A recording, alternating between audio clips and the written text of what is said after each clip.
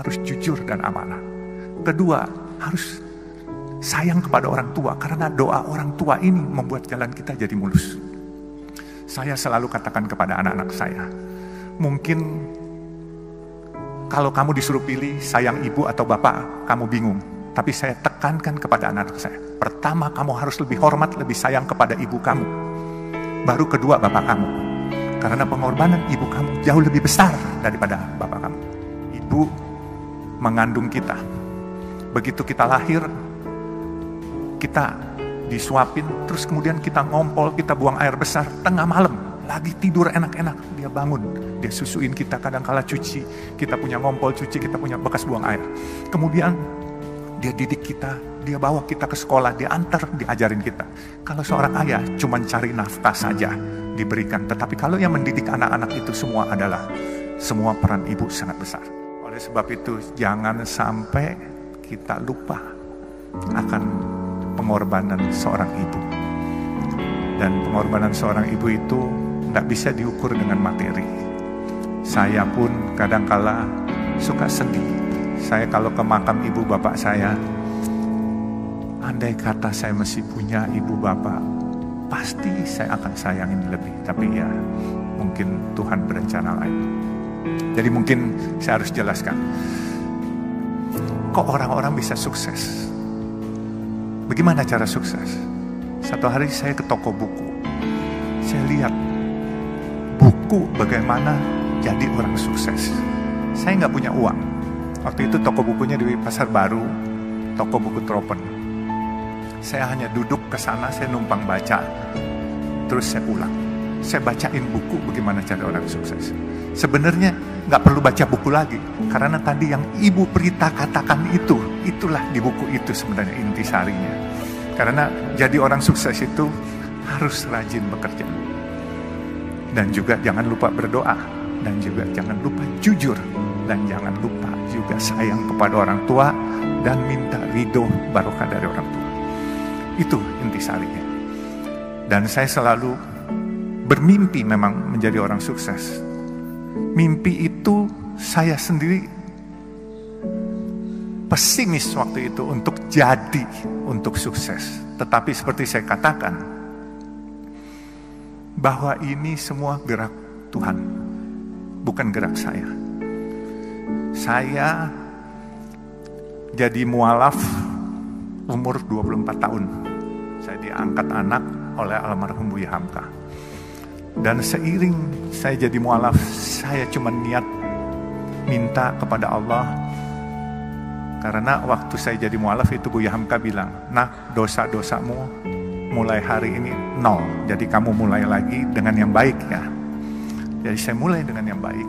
Dan saya niat minta kepada Allah, ya Allah, dengan perkenan Engkau, kalau memang diperkenankan, aku ingin mengharumkan nama Islam dan aku ingin sukses. Sukses itu entah bagaimana, apakah punya nama besar, apakah punya harta, saya bilang terserah. Rupanya doa saya dijabah Allah. Dan saya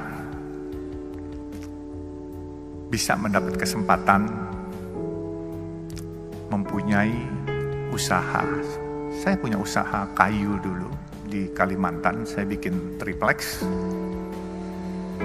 Tapi waktu Orde Baru, karena saya kurang dekat dengan pemerintahan waktu itu, akhirnya saya dikeluarkan satu surat untuk tidak dilayani dokumentasinya. Akhirnya saya tutup pabrik saya. 11.000 karyawan saya harus pulang ke Jawa itu semua. Dan saya nggak kecil hati. Saya bilang, ya Allah, kalau memang ini rencanamu, nggak apa-apa. 11.000 karyawan bedol desa semua pulang. Saya diam. Terus saya coba lagi untuk berusaha lagi. Tetap kadangkala jatuh bangun itu pasti. Ya ada hal-hal waktu 2008. Saya ingat itu pabrik tahun 94 saya tutup dan saya 2008 diajak seorang teman 14 tahun saya pensiun, itu ibaratnya nggak ada kerjaan. Diajak seorang teman untuk ikut di perusahaan pemboran minyak lepas pantai. Tapi 1 tahun saya bilang ini bukan bidang saya. Kemudian saya tahun 2012 saya ditawarkan oleh pemegang saham yang sedang berantem, pemegang saham jalan tol Citra Marga Nusa Pala Persada. Itu jalan tol dalam kota, dan sekarang ini kalau perusahaan tol swasta terbesar adalah Citra Marga. Jadi saya ceritakan juga, inilah mungkin yang paling penting. Waktu saya masuk di Citra Marga, ini pemegang sahamnya berantem, menanyakan kepada saya, kamu berani nggak jadi direktur utama? Saya bilang, kenapa harus saya? Karena ini raksasa-raksasa lagi pada berantem semua. Waktu itu Citra Marga yang punya adalah Ibu Tutut diantaranya. Terus ada Robi Sumampau, Robi Kete, dan ini naga-naga semua lah.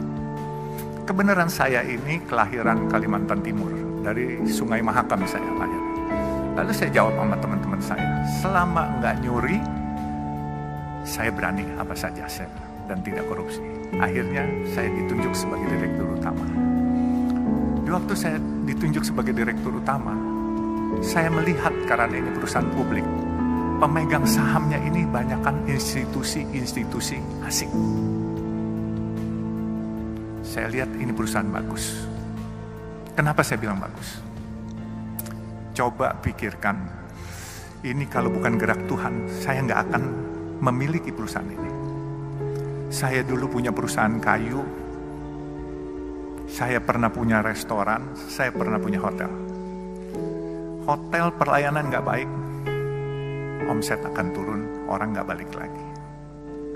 Restoran makanannya asin atau pedas, kepedesan, orang besok nggak balik lagi. Makanya saya bilang, saya bisa dapat jalan tol ini. Coba pikirkan jalan tol. Kalian pernah lewat jalan tol, bayar, macet, marah-marah hari ini, brengsek nih jalan, macet, bayar pula. Besok kalian dengan senyum nganterin duit lagi kepada kita. Nah itu bedanya. Jadi jalan tol itu, mau keasinan, mau kepedesan, mau kemanisan, tetap dimanfaatkan. Nah ini semua gerak Tuhan yang milihin. Jadi saya berpikir gini, saya tidak punya rencana punya jalan tol. Tetapi jalan tol ini gini, kalau saya tidur jam 10 malam, itu truk besar yang nyari duit sampai subuh jam 5 pagi. Kemudian kalau saya lagi melek bangun, sedan-sedan dan kendaraan umum dari jam 5 pagi sampai jam 10 malam. Nah jadi itulah perkembangan jalan tol. Bisnis ini beda dengan hotel, dengan restoran, dan yang lain-lain. Nah, saya bisa ceritakan, waktu saya lihat perusahaan ini bagus, saya kumpulkan teman-teman saya. Teman-teman saya dari berbagai macam suku. Ada yang Tionghoa, atau yang disebut asing. Jadi saya bilang, ini daripada asing yang miliki, kenapa nggak kita-kita, kalian para asing, teman-teman maupun yang lain, ayo kita miliki. Mereka tanya sama saya, bagaimana? Saya bilang, gampang, siapin aja dananya, saya bikin asing ini keluar barangnya. Jadi waktu itu saya direktur utama, apa yang saya sebut itu pasti bereaksi market. Tapi waktu itu memang saya menyebut ingin membeli sesuatu barang, itu asingnya ketakutan. Kebenaran saya nggak sekolah tinggi Pak, jadi saya main seruduk aja. Kalau ikutin aturan saya nggak berani ngomong begitu, karena di aturan nggak boleh. Jadi saya bilang hari itu, saya ingin beli Bank Senturi yang sedang bermasalah waktu itu. Itu semua asing tidak setuju. Dia lepas barang itu semua. Akhirnya teman-teman saya beli semua. Akhirnya sekarang pemiliknya adalah orang Indonesia asli semua, Pak. Jadi Citra Marga ini udah nggak ada asing. Kalaupun ada asing 1-2 orang gitu. Jadi kita boleh berbangga lah, ini kita tarik kembali Citra Marga. Dan saya pikir ini sesuatu perusahaan yang besar. Dan kenapa saya bilang besar? Dia punya omset untuk dalam kota 600.000 kendaraan per hari. Memang biaya pembangunannya cukup besar. 600.000 kendaraan kali 9.500 rupiah. Kurang lebih hampir 6 miliar, 5,4 miliar per hari. Bagian Jasa Marga separuh, bagian Citra Marga separuh. Tetapi uang itu dipakai untuk pembangunan. Pembangunan jalan tol lain. Bahkan kita lagi mau bangun dari Priuk sampai Peluit, itu kurang lebih 9,7 kilo. Itu biaya anggarannya kurang lebih 13,5 triliun. Lalu kita mau bangun, sekarang kita sudah ada Soreang Pasir Koja di Jawa Barat, di Bandung. Dari Pasir Koja kita mau mengurai kemacetan di Bandung kota. Kita akan bikin jalan menembus Gatot Subroto, Soekarno-Hatta sampai Pasopati. Itu kurang lebih 9 triliun. Jadi 22,5 triliun kita butuhkan. Mungkin orang bertanya, kenapa saya dagang nasi kuning 3.000 rupiah? Tadi Pak Kemal nanya, kenapa nggak kasih gratis? Kalau saya kasih gratis, saya memonopoli sedekah itu dan saya memonopoli pahala itu. Tapi kalau saya jual 3.000, saudara-saudara kita yang biasa makan 10.000, dia bisa makan 3.000, dia bisa sedekah buat orang lain yang di bawah dia 3.000 juga, dia mesti save 4.000. Jadi bukan bisnis aja yang nggak boleh dimonopoli, sedekah juga nggak boleh monopoli, pahala juga nggak boleh dimonopoli. Nah, saya tekankan siapapun yang ingin ikut program nasi kuning saya, kemarin siang baru dibuka di Kelurahan Menteng, Jalan Anyar, bekerja sama dengan SMP negeri setempat. Itu nasi kuning, tapi dia seminggu sekali. Saya biasa buka Senin sampai Jumat, kita udah ada 12 outlet. Saya ada di Semarang, di depan markas Tentara Kesatriaan, di Bandung, di depan markas Yonsipur, sama di Jalan Banten, situ ada 2. Terus kita ada di Cimanggis, Karawang, dan Jakarta. Jakarta cukup banyak kita. Di kantor Sunter, di Masjid Baba Alun di daerah Warakas, Papango. Nah, itu nasi kuning, program nasi kuningnya kita harus beli dari warung setempat. Saya bilang, nggak boleh kita masak sendiri, catering sendiri. Selama masih ada warung setempat, kita harus beli dari warung setempat. Ada 5 warung, kita gilir. Hari Senin warung pertama, Selasa warung kedua, dan seterusnya. Mereka tanya, kenapa? Saya bilang, kita mau sedekah. Mereka mau cari nafkah, warung-warung kecil setempat. Kita mau mencari pahala, cari barokah. Mereka mau cari uang buat anak-anaknya sekolah. Kalau mereka jual 10.000, kita di sampingnya jual 3.000. Yang dapat bukan barokah dari mereka, sumpah serapah. Karena mereka tidak bisa bersaing dengan kita. Jadi saya bilang, selain kita membantu kaum duafa, kita harus berdayakan warung setempat, bukan kita matikan. Supaya berkahnya itu kebagian semua. Kaum duafanya kebagian, warung UMKM-nya kebagian. Supaya semua barokah, everybody happy, kitanya pun juga happy. Nah, sekarang ini memang sudah mulai banyak. Dan saya menantang juga, kalau ada teman-teman atau adik-adik atau keluarganya, adik-adik yang mau buka warung nasi kuning, ini khusus buat kaum duafa dan fakir miskin. Ini bentuk rasa terima kasih saya. Saya rela subsidiin setiap hari. Bukan mau ria atau sok-sokan, bukan. Tapi saya berterima kasih kepada Allah. atas rejeki yang diberikan. Saya dari pedagang asongan, anak jalanan, sampai saya jadi hari ini. Saya pasti ini ada rahasia Allah yang dititipkan kepada saya. Dan rejeki orang banyak dititipkan pada saya. Ini bukan saya punya. Saya bersyukur itu 6 Februari 2018 warung itu saya buka.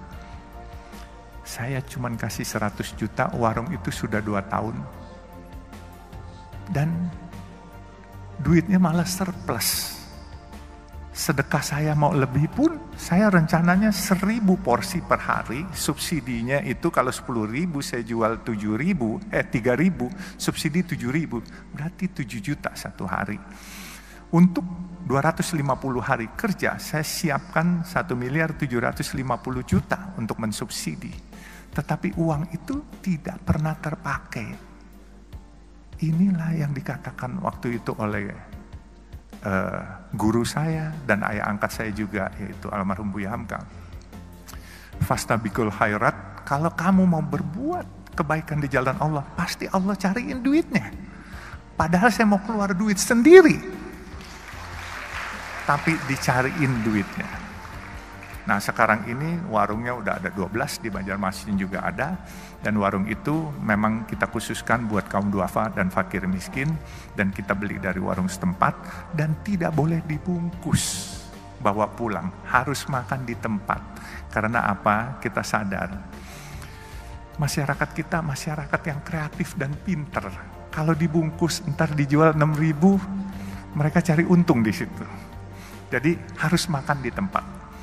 Jadi nggak boleh dibungkus dibawa pulang. Kecuali makanan ini tidak habis, kami bungkus, kami bagiin ke lampu merah, kasih gratis, nggak dijual. Jadi mungkin nasi kuning sudah, bisnis sudah, dan saya tantang siapa yang mau buka nasi kuning, ayo. Yang mau ikut gabung di perusahaan, ayo. Ya kan? Sekarang perusahaan ini jujur saya juga kaget-kaget. Dulu mimpi punya pegang uang 22 juta aja kayaknya susah setengah mati. Tahu-tahu proyek dikasih 22,5 triliun dari pemerintah. Ini satu kepercayaan yang luar biasa. Anak jalanan loh, anak kampung. Dan saya cuma punya mimpi satu di terakhir lagi saya ceritakan. Mimpi saya baru terrealisasi 3. Mimpi saya adalah membangun tempat ibadah buat umat Islam, kebenaran agama Islam. Membangun masjid atau musola sampai 1.000 biji. Ya. Saya baru 3. Maaf, saya bikin masjid yang oriental look. Bentuknya Chinese look. Itu bukan apa-apa. Saya ingin menyebarkan syiar berdakwah. Kebenaran saya keturunan Tionghoa, jadi saya ingin mencoba menyebarkan syiar kepada teman-teman Tionghoa, kebaikan dari agama Islam apa, supaya mereka tidak jauh, sehingga saya bikin bentuknya seperti yang ada di negara Tiongkok. Makanya saya bikin pertama di masjid di Warakas Papango, itu masjid Baba Alun pertama. Yang kedua, yang unik, saya lagi letakkan batu pertama. Tahu-tahu di belakang saya ada yang bersuara waktu itu hari Sabtu. Saya nyumbang boleh nggak? Saya bilang boleh. Nyumbang apa aja? Dia tanya. Saya bilang mau semen, batu, genteng, kirim aja. Saya bilang. Terus nyaut lagi. Saya bilang ngeyel banget nih orang. Kalau gue bukan agama Islam boleh nggak? Saya bilang boleh aja, nggak punya agama juga boleh. Terus ngeyel lagi nyaut. Kalau gitu gue sumbang semuanya deh. Saya lihat ke belakang. Oh rupanya pemilik Arta Graha Group, Pak Tommy Winata. Akhirnya beliau sumbang satu masjid di depan pintu Ancol Karnaval. Beliau agama Buddha. Luar biasa kebinekaan ini. Jadi disumbanglah satu itu. Saya bilang silakan pakai nama AGP. Enggak, dia bilang pakai Baba Alun AGP, Arta Graha Peduli. Jadi masjid kedua. Masjid ketiga saya bikin hampir jadi di depan gerbang tol Depok Antasari, Desari. Kebenaran jalan tol Desari pun kami punya. Jadi jalan tol yang dimiliki Citra Marga adalah jalan tol dalam kota, bekerja sama dengan Jasa Marga. Depok Antasari kita bekerja sama dengan Wijaya Karya. Terus kita di Surabaya dari airport ke Waru. Kemudian di Bandung kita dari Soreang Pasir Koja, nantinya North South Link yang menembus ke Pasopati. Terus kita juga Cisumdau, Cilenyi, Sumedang, Dawan yang ke Bandara Kertajati. Dan di Bogor kita ada 40% dengan Jasa Marga kalau dari Sentul ke Bogor. Jadi alhamdulillah kegiatan tol ini cukup menarik dan cukup kita bisa mengikuti program Bapak Presiden menggalakkan infrastruktur. Jadi sekali lagi, inilah anak jalanan, pedagang asongan, tapi karena Allah mau apapun kun fayakun, bisa jadi apa saja. Semua intisari orang sukses sudah dibacakan oleh Ibu Prita tadi semuanya. Jadi camkan itu kata-kata, insya Allah kalian semua akan berkiprah dan sukses. Dan aku yakin lebih sukses dari saya. Amin, amin ya Rabbal Alamin. Kurang lebihnya saya mohon dimaafkan. Jadi ya inilah gaya bicara anak kampung yang gak sekolah, tetapi ya mohon sekali lagi dimaafkan kurang lebihnya. Wabillahi taufiq wal hidayah. Wassalamualaikum warahmatullahi wabarakatuh.